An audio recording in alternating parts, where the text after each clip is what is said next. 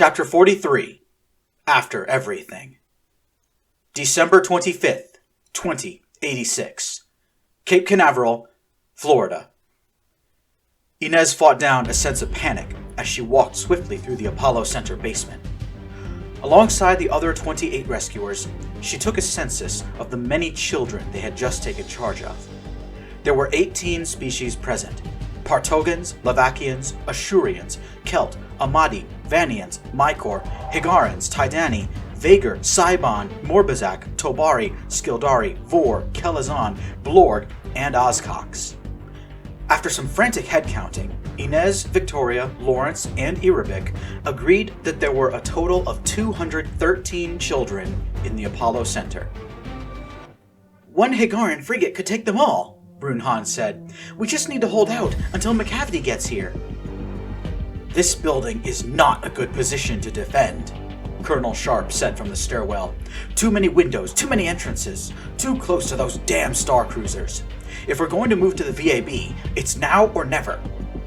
Inez clambered on top of a workbench and shouted for quiet. Getting 200 youngsters to fall silent was easier said than done, and it took a few moments for silence to fall. "Listen to me," Inez began. "I know it may not seem this way, but we are here to rescue you and take you back to your families. But things are going to get much more dangerous before they get better. I need you to follow our directions, all right? To make sure nobody else gets hurt tonight before they get to go home." "When I say the word, you'll follow my friends to the buses, and we'll take you to the VAB," Lawrence added. Both Inez and Cassandra waved to get his attention. "For stuff like this, we give the older kids some responsibility," Inez explained. "It was part of my mom's plan to turn them into psionic soldiers, future officers and whatever." Cassandra cut to the chase. She jumped onto the table, raised her voice, and said, "Big kids, take charge!" The haphazard evacuation began. David Sepulveda took the time to raid the storage room and get additional weapons and armors for the UN soldiers he defected alongside. Sergeant Rella introduced the other three men to Inez. Corporal Shen Kai was born and raised in China, while Private Tamin Ashkani was a Tunisian woman. Private Dmitro Rybak was Ukrainian. All three had seen the message Inez broadcasted to the galaxy and accepted the truth about Scarlett Freeman's identity. "None of us would have worked for the Paradox if we knew who she was," Ashkani said. The Stormbreakers and Wolverines worked to load the buses as quickly as possible, while Colonel Sharp and Ted Navarro kept watch for the enemy. Inez found Emmanuel, Runhan, Karfu, Irabik, and Munkustrap examining the prototype Prometheus device. Someone had brought it along from the Kakama after it crashed. "I saw the projectile enter here," Karfu said, pointing at one of the bottom corners of the metal backpack. "The hologram flickered only for a moment, but it was quickly restored." "What are you doing?" Inez asked. "I don't think you noticed," Munkustrap said, "but during the firefight your mother was wearing one of these packs. She was using it to maintain her fake Jericho getup." "The hologram emitter and psionic amplifier, yeah, I know," Inez said. "What about it?" "Someone shot it," Karfu said. "During the firefight, your mother withdrew from the fighting as soon as she realized her Prometheus device took a bullet. We think the pack she was wearing suffered damage, but we're not sure how to exploit it." "Karfu's not being honest," Ted cut in. "We have an idea, but she and Professor Espinosa keep vetoing it." Inez folded her arms. "Oh, out with it," she said. Ted and Munkustrap both pointed at the prototype. "This thing has a functioning psionic amplifier," the Lavakian said. "And your sister is gifted." "No!" Inez yelled. "Absolutely not!" "Hear us out, at least!" Ted protested, but Inez was having none of it. "I'm not going to ask my sister to put herself in the middle of a gunfight," Inez said. "That's too far." "You don't have to ask me," a small voice said behind her. "Cass is a kid, not a soldier," Inez went on. "She's too young to kill, or die for that matter." "Nezzy, would you just listen to me?" A high-pitched voice rang out and caused Inez to falter. Cassandra was right there, hands on her hips, looking defiant. Inez started to launch into another declaration, but Cassandra stopped her. "I don't want to hurt anyone," Cassandra said. "I've hurt people before. I don't like it. But Nezzy, I don't want to die either."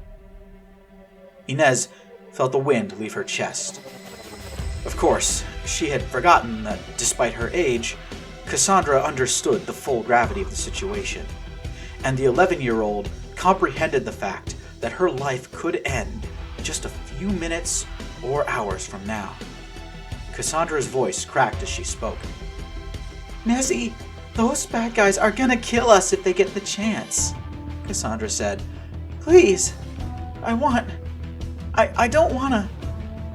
Tears welled up in Cassandra's eyes, making them look like shimmering emeralds. A dull light flickered in her body, turning on and off in perfect synchronization with Cassandra's heartbeat. Inez sighed and relented, with reluctance. Handling the device with care, Inez, Carfu, and Munkustrap helped Cassandra put on the Prometheus device. The metal backpack was held in place with leather straps and connected to the wrist cuff by a series of electrical wires. Cassandra tapped the Illyrium crystal in the cuff to make sure it was fastened in place, and then she looked up at Inez. "I can make those bubbles more easy now," Cassandra said. Inez remembered that day on the beach. Cassandra was talking about telekinetic shields. When this came to mind, Inez relaxed a little. At least her sister would be safe from harm, so long as she kept her cool and did not transform at such a crucial time. Just when there were only about 20 children left to load on the buses, Erebik cried out from the rooftop, "I see the enemy! Space Rangers approaching from the northwest!" Bright red beams of laser fire lit up the night as the enemy opened fire on her. All of the avians took flight and vacated the rooftop, while the lone Batera laid down suppressing fire with its railgun. "Everyone aboard!" Inez yelled. "It's now or never!" Setla, Kingi, Colonel Sharp, and the avians all rode on the rooftops, while everyone else piled into the cabins. Runhan drove the first bus while Lawrence took the second. As the two vehicles pulled away from the Apollo Center, Jay, Ted, and David ran to the back of the second bus and kicked open its emergency exit door, firing their weapons out of the opening. Aboard the first bus, Inez gave instructions to Runhan. "You're gonna go southwest on the Kennedy Parkway," Inez said. "Then turn left just before you reach the old Boeing hangar. Turn right on Utility Road, and it'll take you directly to the VAB service entrance." It all seemed so easy. As soon as the two buses turned onto Utility Road, the pops and snaps of gunfire sounded. Scattered members of base security opened fire as the vehicles raced by. Some of them were on ground level, others were on rooftops. Lawrence swore. "Shit, we've got to clear the building! Victoria, take the Stormbreakers and the birds and secure the VAB rooftop. All Americans, with me to clear out the ground level. Everyone else, get those kids inside!" "The Prometheus engine is inside a reinforced chamber," Inez said. "The kids can hide inside of the bunker." The Batera swung itself around and pointed its railgun at the VAB service entrance. The garage door was down and in the locked position. A single railgun blast rectified this, and the two buses powered into the VAB before coming to a screeching halt. Everyone debarked as quickly as they could. Victoria and the other 5 Stormbreakers started the long climb up the staircase to reach the roof, while Erebik and her Cybon companions flew up to get there first. "Kids, hit the floor!" Colonel Sharp suddenly yelled. "Everyone drop!" Panic screaming filled the air as all of the children threw themselves down to the floor. Sharp pointed towards one of the vertical bay doors before firing his plasma rifle at it. "Enemies on the east side!" Sharp said. "They're moving to flank us!" Inez, Bradley, Emma, and Sergeant Rella raised their weapons and fired through the wall, but did not dare approach. "This is a terrible place to have a gunfight," Sergeant Rella commented. "The building is too wide open, with no cover aside from the bunker in the center." "Speaking of the bunker," said Tamin Ashkani, Someone remove the Prometheus engine from inside of it. We can fit all of those kids, plus ourselves if we need to. Put the kids in there now, Inez said. The rest of us need to take defensive positions around it. If we all cluster up, my mom can hit us all at once. Inez was thinking about that night in Michigan, so many months ago, when her mother had incapacitated the Stormbreakers and Wolverines in less than a second. The two teams of fighters were grouped together in a single room. Inez knew this disaster could not be repeated tonight. The discussion was interrupted by the sounds of gunfire and shouting from the rooftop. From down here, there was nothing Inez could do but listen and hope. 500 feet above, the Stormbreakers burst onto the rooftop, ready to help Irabik and her companions. "Hostiles!" Kingi yelled. There were 7 people on the rooftop, all of them armed. The rooftop defenders were already shooting at the avians when Nainu, Corner, Maui, and Setla erupted through the door with guns blazing. Victoria spotted a contraption on the roof behind the enemy and felt her heart drop into her stomach. "Someone smoke that hyperwave!" Victoria yelled. "They're calling for help!" Kingi raised his rotary plasma cannon and spun it up. A moment later, all 4 barrels spat green bolts towards the device. The hyperwave relay exploded, sending sparks flying in all directions. Irabik, Beak of Lavender, Plume of Maroon, and Claws of Honeydew descended upon the device and started pushing it towards the edge of the building. "No!" screamed the smallest of the enemy soldiers. "Stop right there!" Victoria turned to see a young woman, no older than 18, running towards Irabik.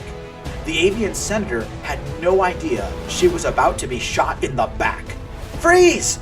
Victoria yelled. "Stop, or I'll shoot!" The young woman fired wildly at Irabik, sending plasma bolts sailing high over her. Victoria raised her laser rifle, aimed down the sights, and squeezed the trigger once.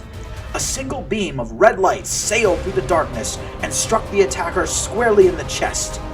The young woman let out a faint "oh" and crumpled to the ground. "Sophie!" another voice screamed. Victoria had only a moment to react before 2 people tackled her. It was Inez Vasquez and Yasin Ackerman. Both of them wrestled the weapon out of Victoria's hands before pulling her towards the edge of the building. "How could you?" Vasquez shouted in Victoria's ear. "She's a kid."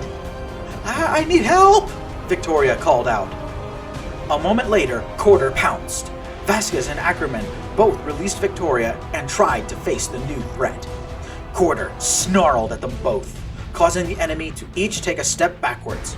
But Vasquez moved in the wrong direction. With a strangled cry, she accidentally stepped over the edge and fell off the roof, tumbling 500 feet to the ground below. Perhaps realizing he was seconds away from a similar fate, Ackerman lunged forward and grabbed Corder around the neck. Corder snarled, clawing and biting every inch of him she could reach. A moment later, Irabik and Claws of Honeydew both landed, one on each of Ackerman's shoulders. Digging their talons into his body, they pulled Ackerman off Corder and with a great flap of their wings, sent the man over the side and to his death.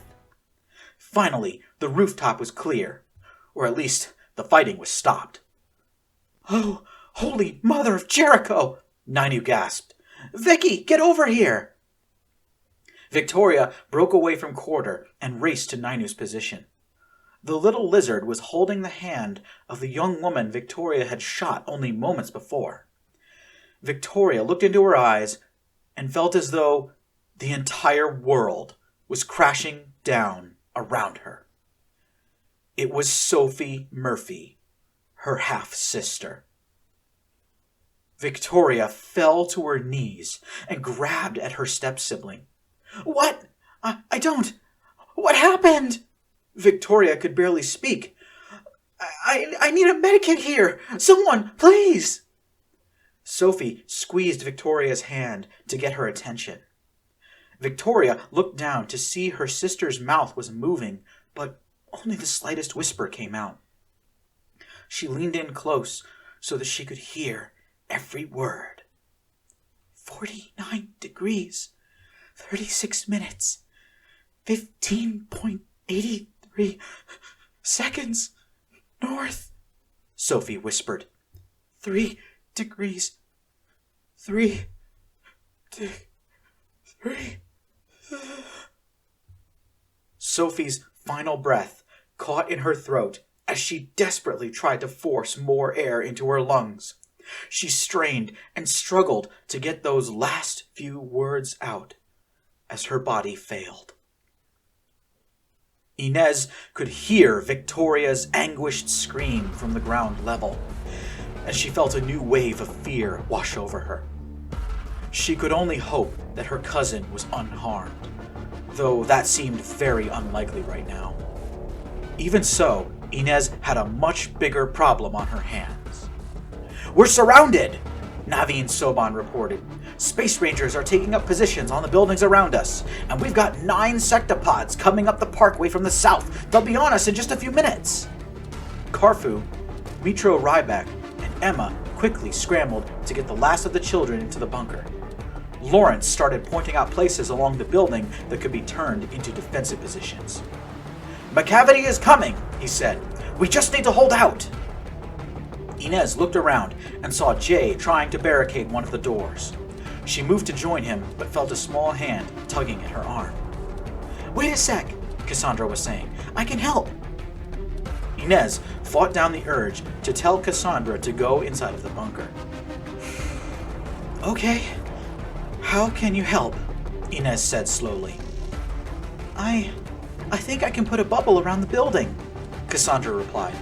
"This amplifier is supposed to make my power stronger, right?" "Kind of, yes. Amplifiers don't give you extra powers, they just increase whatever you already have," Inez replied. "You really think you can shield everyone here?" Cassandra nodded.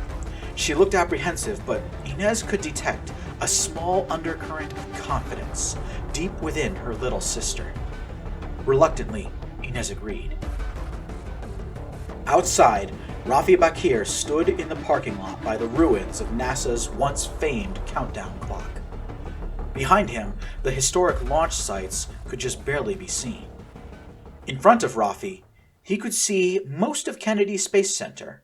One of his assistants pointed out the buildings surrounding the VAB.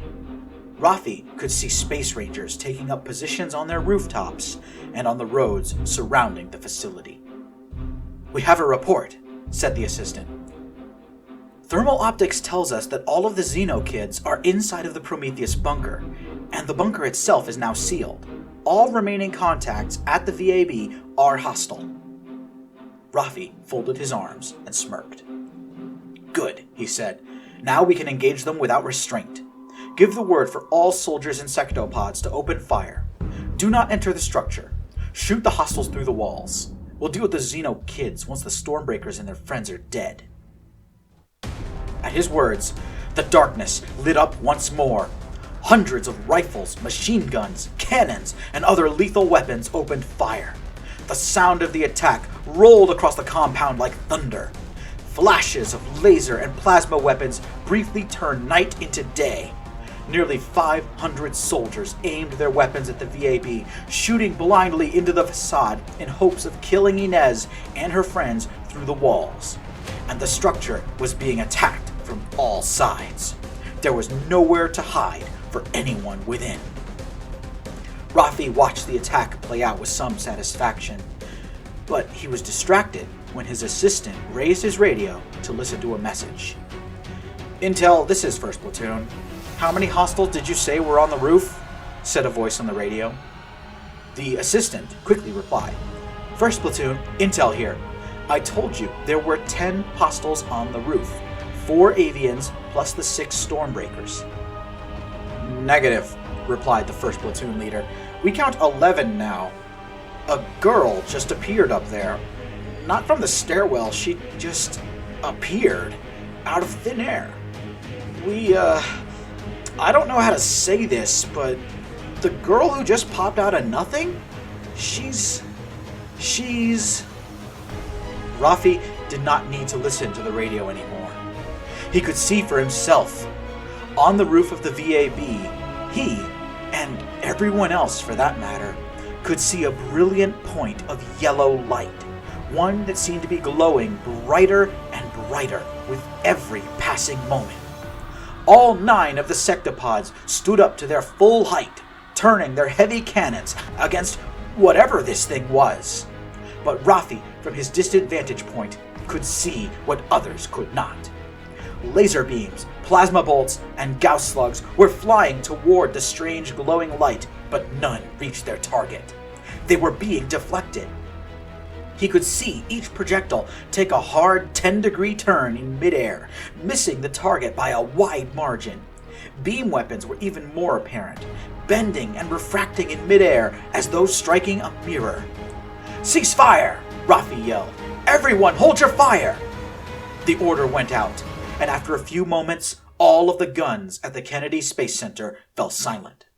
For just a few short seconds, the source of light atop the VAB was so intense that the whole scene was lit up as though it were daytime. The sky above was blue and the stars absent.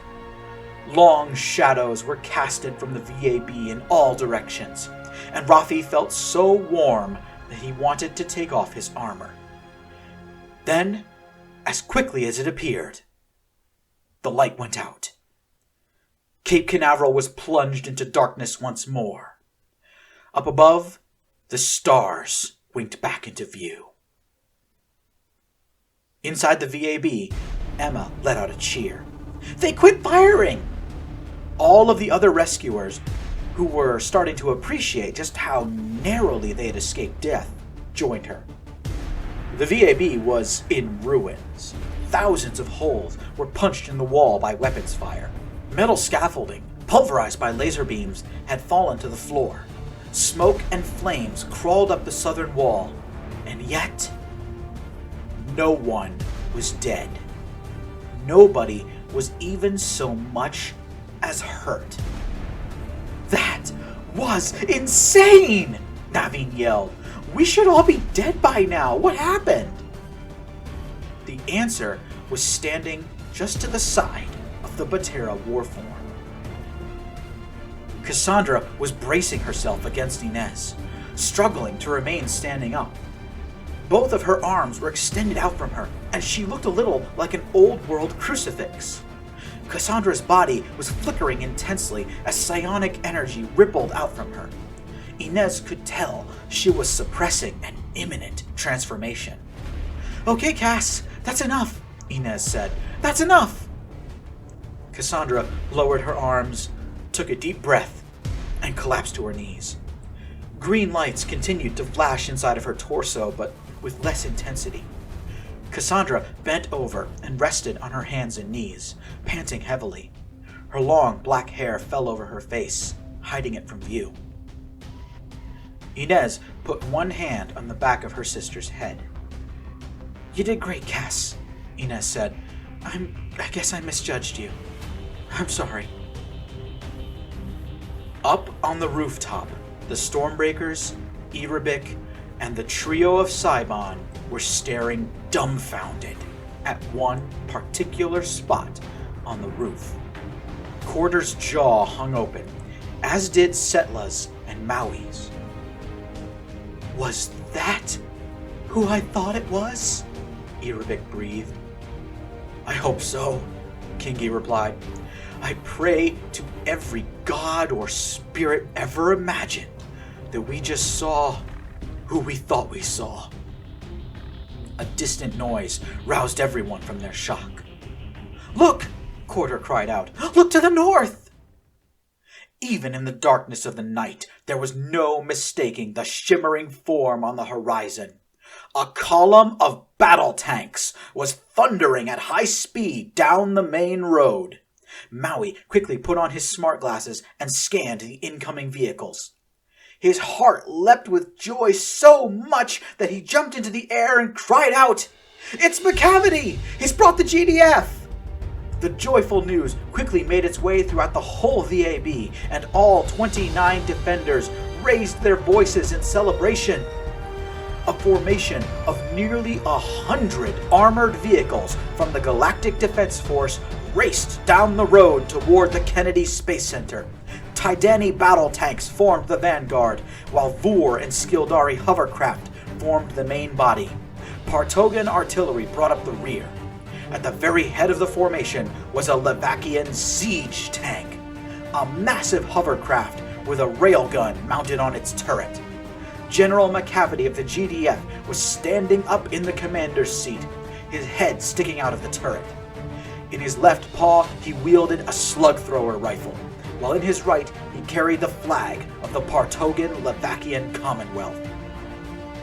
Leading his formation from the front, McCavity urged the GDF column onward toward the Space Center, but his allies on top of the VAB could see something he did not.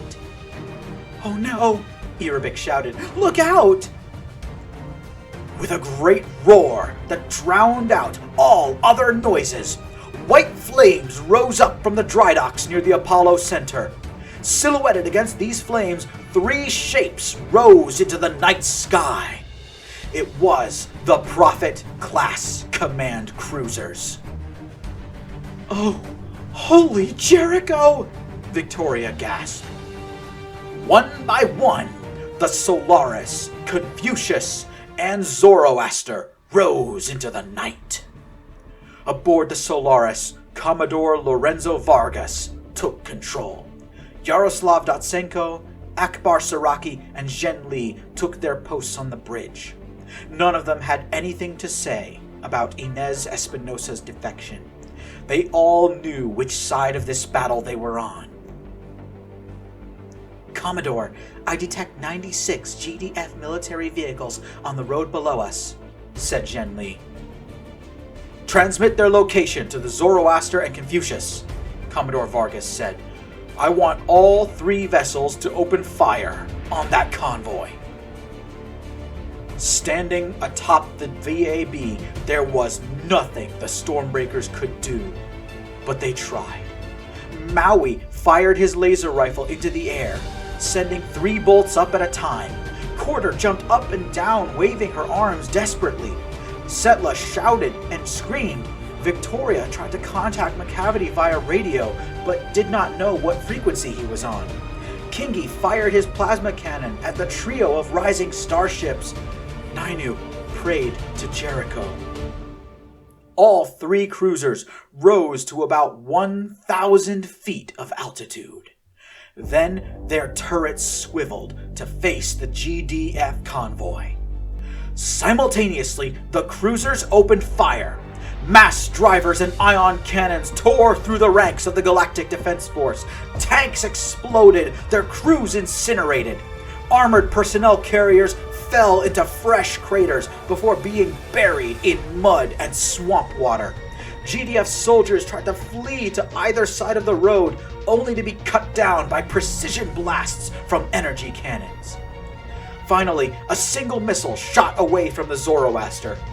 All 3 cruisers rose to a higher altitude while Maui screamed to the group, "Everyone cover your eyes!" The nuclear warhead detonated about 2 miles behind the convoy, about 100 feet over the ground. There was a flash of white light as the Apollo Center, only a few feet away from Ground Zero, was completely vaporized. Then the shockwave rolled up the Kennedy Parkway, taking the entire GDF convoy with it. For miles around, the swampland erupted into flames. Keeping their eyes jammed shut, the fighters on the rooftop felt the pressure wave race past them and smash every window in the Kennedy Space Center. Then, it was finally over. Looking up, Victoria saw the black mushroom cloud rising above Merritt Island, illuminated from below by a wildfire raging through the swamp. The GDF convoy was completely destroyed. Not one soldier or vehicle reached the 29 rescuers.